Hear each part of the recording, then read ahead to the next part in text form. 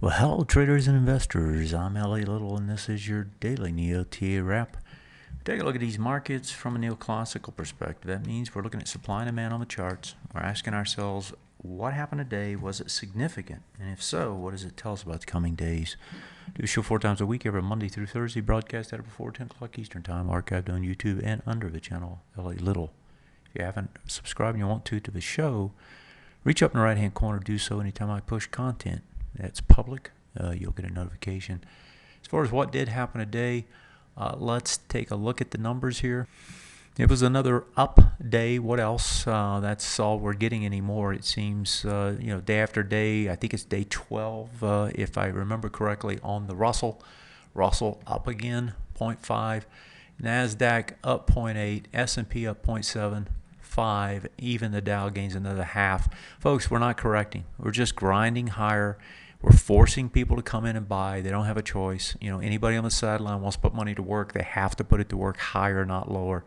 And they're being forced into the market. It's what happens in a strong market, and that's what we're seeing. Dollar was down just a little bit, but not much. We had Europe up except for Switzerland. The rest of Europe did gain, and we had some decent numbers overseas in Asia. Bonds up a little bit today. Oil was the big spike today. That was what helped the Dow. Actually, the S&P 500's energy sector. Gold was up a little bit. Silver slightly down. So not a big bad thing there. Just more grind to the top side. And if we want to talk about something, that's what we talk about. Let's go to the charts. And that is that today you actually had the best chance for a pullback. And because I don't do a show on Friday night, I was unable to tell you about it, but it was right here, right? You got it over, under. It was a two-bar reversal. Two-bar reversal happens after you've had a big, strong, straight-up, large percentage gain, right? No break, right? And then you go an over, under. That's a two-bar. Didn't have too much less volume, so it was a little close, and we know we have a strong market. But folks, it just doesn't matter right now. This thing goes up, breaks the highs, gets over all the highs now, closing at new highs on the S&P 500. If we look elsewhere, you had the same setup in the NASDAQ. The NASDAQ actually was testing those highs, had a two-bar on the test and a test failure. Doesn't matter. Just wants to grind higher.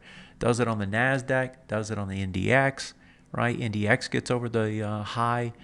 So it switches back to bullish tonight. And Mr. Russell, 12, 13 days? Let's see how many we got here. 2, 3, 4, 8. Looks like 11 days at this point, 11 or 12. Straight up, folks, the no break, not whatsoever. If you want in, you got to buy in, right? You got to buy in on the way up. They're not letting you have an easy trade on the upside. And when they do that, what they do is they force the money to come in at higher and higher prices. You will get a pullback at some point. It always does, right? Because this is a vertical leap, and it's just a grind now. But you're not going to get an easy way into this market. That's not only true here of the indexes themselves, but that's true of the sectors. If we pull over and just take a look at some of these, just look at some of these sectors. I'm just going to flip through some blindly. Here's the ITA. What is it doing? Correcting by time, not price. If I look at the global financials, a straight up move, correcting by time, not price. If I look at global infrastructure, and this is global, you can see it coming down. Why is that? Well, that's because it's global. It's not U.S. Everything that's U.S. is a straight up move unless you are in a bad sector, and there's only a few of those. Here's the jets. This is the airlines. We actually saw the HACK, which is a security stocks, doing the same thing, although they got popped tonight on PANW earnings. But folks, it's over and over. I don't care where you look, almost anything you look at, it's this straight up, straight move. And if we go to the major sectors, right, it's the same thing. Matter of fact, the one that's the most impressive is the transports. Look at the transports. Just like the Russell 2000, straight up. Energy breaks out today. New highs. Even basic materials broke higher today. Not quite. They were pushing for the highs. I believe industrials did. They were correcting by price, by time, not price, and now today they start legging higher again, over and over. There's not much else to say. When the market's this strong, and you shouldn't have got the up day today. On that 2-bar reversal, you should get sideways to down.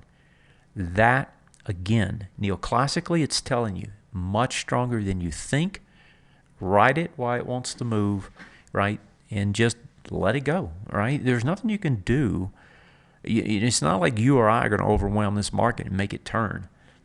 If the market's strong, just go with it. And that's what it is right now. When you do get a setback, it's going to get bought. So there's no reason to be fearful at this point. You got new highs across the board almost. I don't, I'm sitting here, I was about to say something intelligent, but there's nothing to say intelligent here. Just be dumb and follow the market. Have a great night. See you tomorrow. Good night.